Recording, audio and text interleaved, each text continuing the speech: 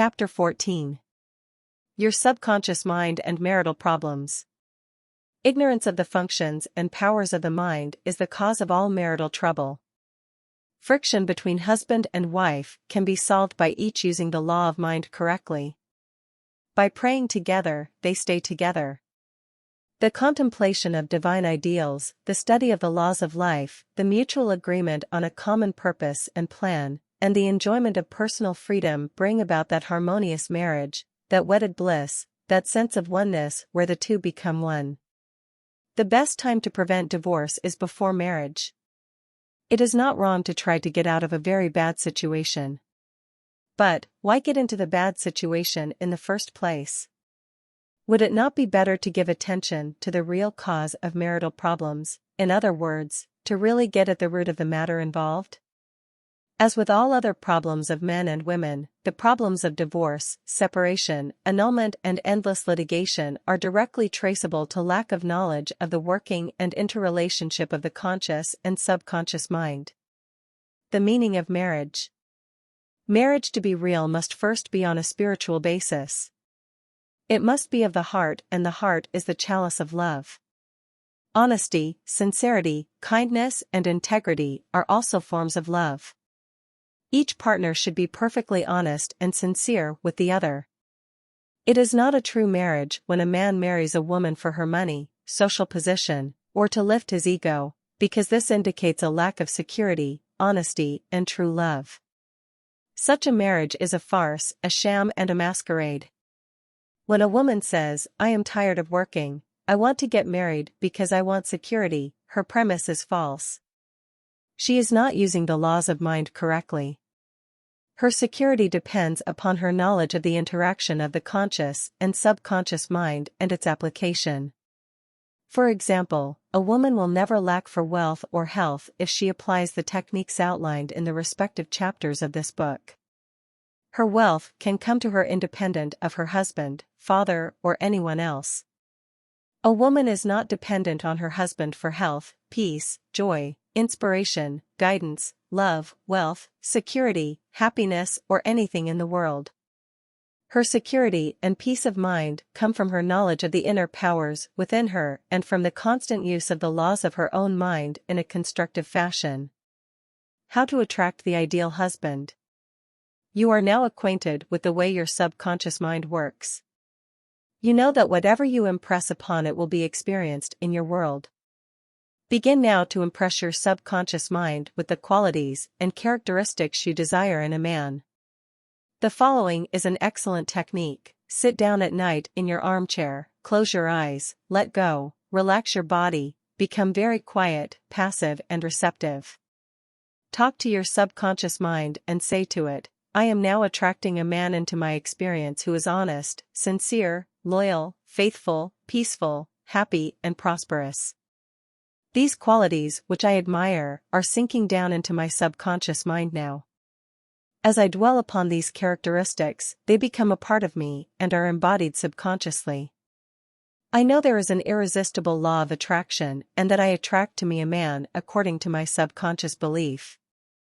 I attract that which I feel to be true in my subconscious mind. I know I can contribute to his peace and happiness. He loves my ideals, and I love his ideals. He does not want to make me over, neither do I want to make him over.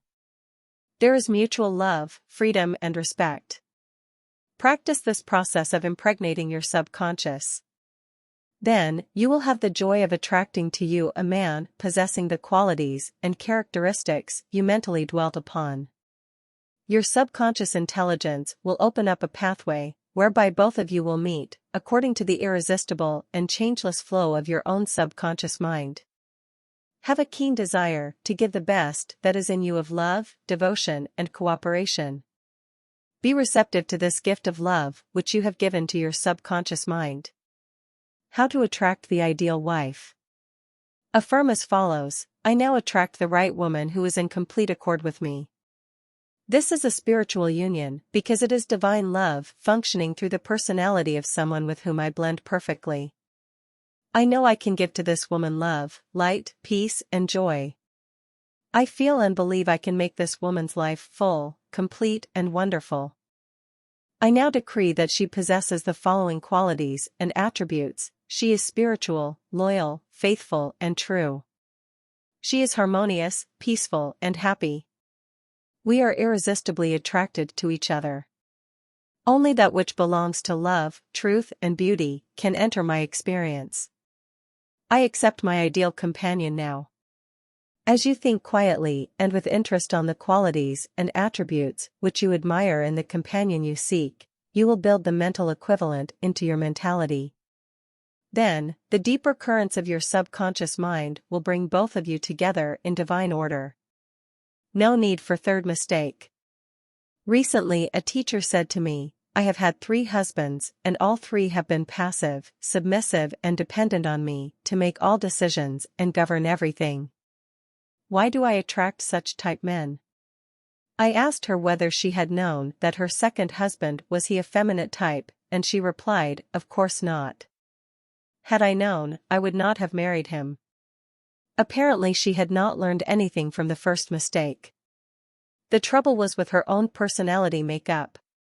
She was very masculine, domineering, and unconsciously wanted someone who would be submissive and passive so that she could play the dominant role. All this was unconscious motivation, and her subconscious picture attracted to her what she subjectively wanted. She had to learn to break the pattern by adopting the right prayer process. How she broke the negative pattern. The above-mentioned woman learned a simple truth. When you believe you can have the type of man you idealize, it is done unto you as you believe. The following is the specific prayer she used to break the old subconscious pattern and attract to her the ideal mate. I am building into my mentality the type of man I deeply desire. The man I attract for a husband is strong, powerful, loving, very masculine, successful, honest, loyal, and faithful. He finds love and happiness with me. I love to follow where he leads. I know he wants me, and I want him. I am honest, sincere, loving, and kind. I have wonderful gifts to offer him. They are goodwill, a joyous heart, and a healthy body. He offers me the same. It is mutual, I give and I receive. Divine intelligence knows where this man is, and the deeper wisdom of my subconscious mind is now bringing both of us together in its own way, and we recognize each other immediately. I release this request to my subconscious mind, which knows how to bring my request to pass. I give thanks for the perfect answer. She prayed in the above manner night and morning, affirming these truths, and knowing that through frequent occupation of the mind she would reach the mental equivalent of that which she sought. The answer to her prayer. Several months went by. She had a great number of dates and social engagements, none of which was agreeable to her. When she was about to question, waver, doubt and vacillate, she reminded herself that the infinite intelligence was bringing it to pass in its own way and that there was nothing to be concerned about. Her final decree in her divorce proceedings was granted, which brought her a great sense of release and mental freedom. Shortly afterward she went to work as a receptionist in a doctor's office. She told me that the minute she saw the physician she knew he was the man she was praying about. Apparently he knew it too, because he proposed to her the first week she was in the office, and their subsequent marriage was ideally happy. This physician was not the passive or submissive type, but was a real man, a former football player, an outstanding athlete, and was a deeply spiritual man, though he was completely devoid of any sectarian or denominational affiliation. She got what she prayed for, because she claimed it mentally until she reached the point of saturation. In other words, she mentally and emotionally united with her idea, and it became a part of her in the same way that an apple becomes a part of her bloodstream. Should I get a divorce? Divorce is an individual problem. It cannot be generalized.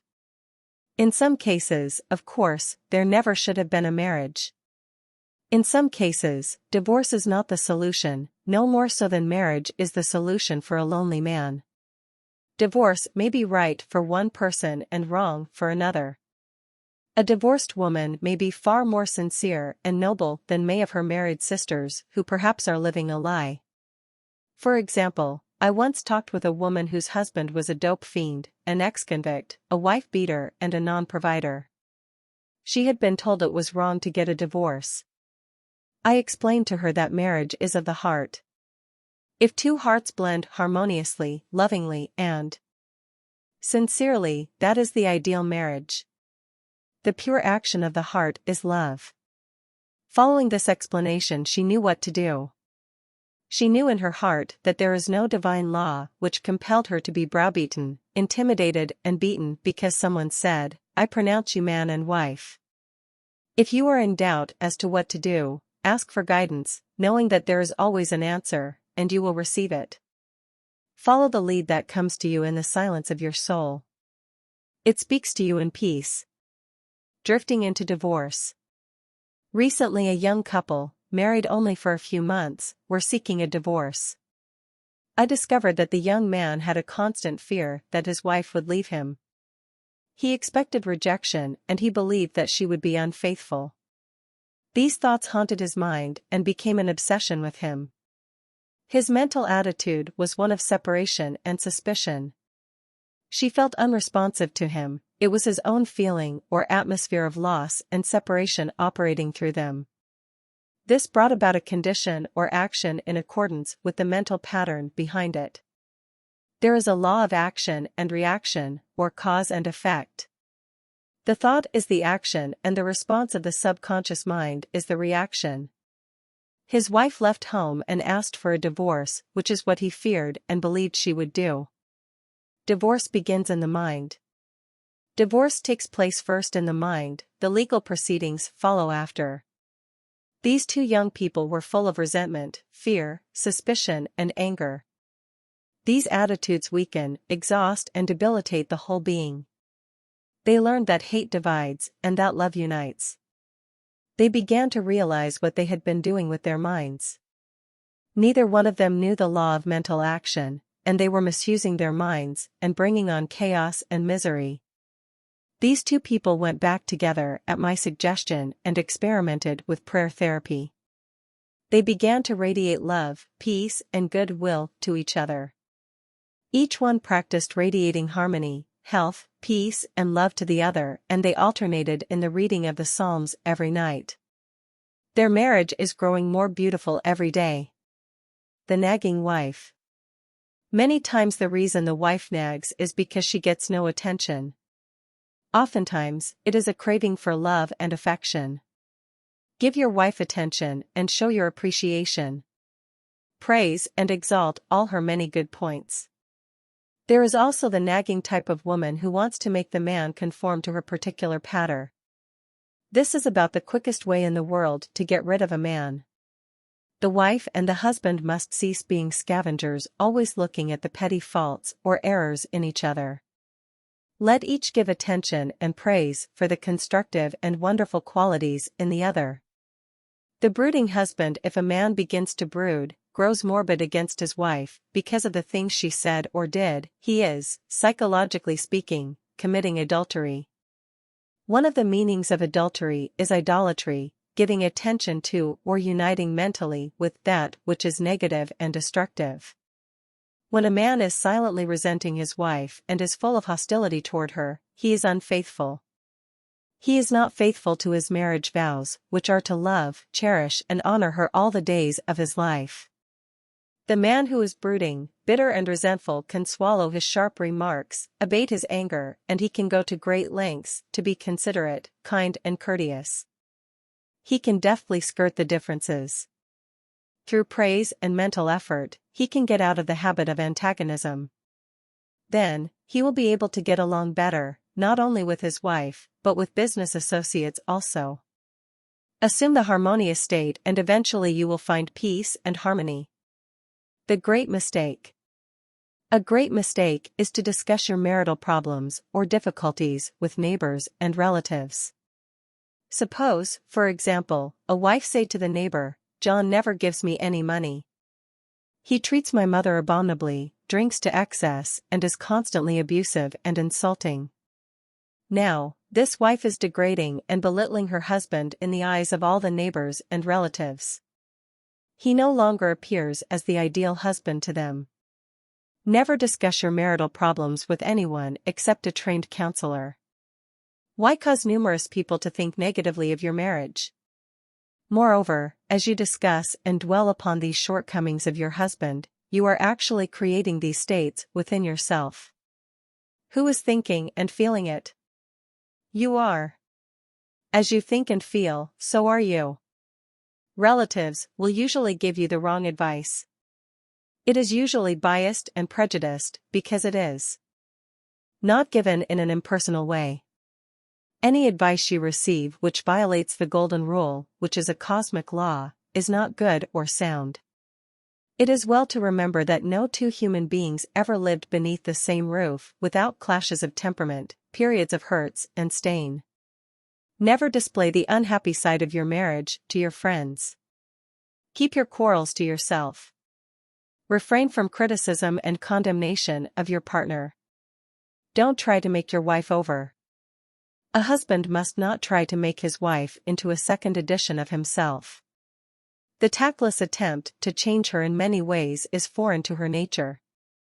These attempts are always foolish and many times result in a dissolution of the marriage. These attempts to alter her, destroy her pride and self-esteem, and arouse a spirit of contrariness and resentment that proves fatal to the marriage bond. Adjustments are needed, of course, but if you have a good look inside your own mind, and study your character and behavior, you will find so many shortcomings, they will keep you busy the rest of your life. If you say, "I will make him over into what I want," you are looking for trouble and the divorce court. You are asking for misery. You will have to learn the hard way that there is no one to change but yourself. Pray together and stay together through prayer. The first step. Never carry over from one day to another accumulated irritations arising from little disappointments. Be sure to forgive each other for any sharpness before you retire at night. The moment you awaken in the morning, claim infinite intelligence is guiding you in all your ways. Send out loving thoughts of peace, harmony, and love to your marriage partner, to all members of the family, and to the whole world. The second step. Say grace at breakfast. Give thanks for the wonderful food, for your abundance, and for all your blessings. Make sure that no problems, worries, or arguments shall enter into the table conversation. The same applies at dinner time. Say to your wife or husband, "I appreciate all you are doing and I radiate love and goodwill to you all day long." The third step. The husband and wife should alternate in praying each night. Do not take your marriage partner for granted. Show your appreciation and love. Think appreciation and goodwill, rather than condemnation, criticism, and nagging. The way to build a peaceful home and a happy marriage is to use a foundation of love, beauty, harmony, mutual respect, faith in God, and all things good. Read the 23rd, 27th, and 91st Psalms, the 11th chapter of Hebrews, the 13th chapter of 1 Corinthians, and other great texts of the Bible before going to sleep. As you practice these truths, your marriage will grow more and more blessed through the years. Review your actions. 1. Ignorance of mental and spiritual laws is the cause of all marital unhappiness. By praying scientifically together, you stay together. 2. The best time to prevent divorce is before marriage. If you learn how to pray in the right way, you will attract the right mate for you. 3. Marriage is the union of a man and woman who are bound together by love. Their hearts beat as one and they move onward, upward, and Godward. 4. Marriage does not bequeath happiness. People find happiness by dwelling on the eternal truths of God and the spiritual values of life. Then, the man and woman can contribute to each other's happiness and joy. 5. You attract the right mate by dwelling on the qualities and characteristics you admire in a woman or a man, and then your subconscious mind will bring you together in divine order. 6. You must build into your mentality the mental equivalent of what you want in a marriage partner. If you want to attract an honest, sincere, and loving partner in life, you must be honest, sincere, and loving yourself. 7. You do not have to repeat mistakes in marriage. When you really believe you can have the type of man or woman you idealize, it is done unto you as you believe. To believe is to accept something as true. Accept your ideal companion now mentally. 8. Do not wonder how, why, or where you will meet that mate you are praying for. Trust implicitly the wisdom of your subconscious mind. It has the know-how, and you don't have to assist it. 9. You are mentally divorced when you indulge in peeves, grudges, ill will, and hostility towards your marriage partner. You are mentally dwelling with error in the bed of your mind.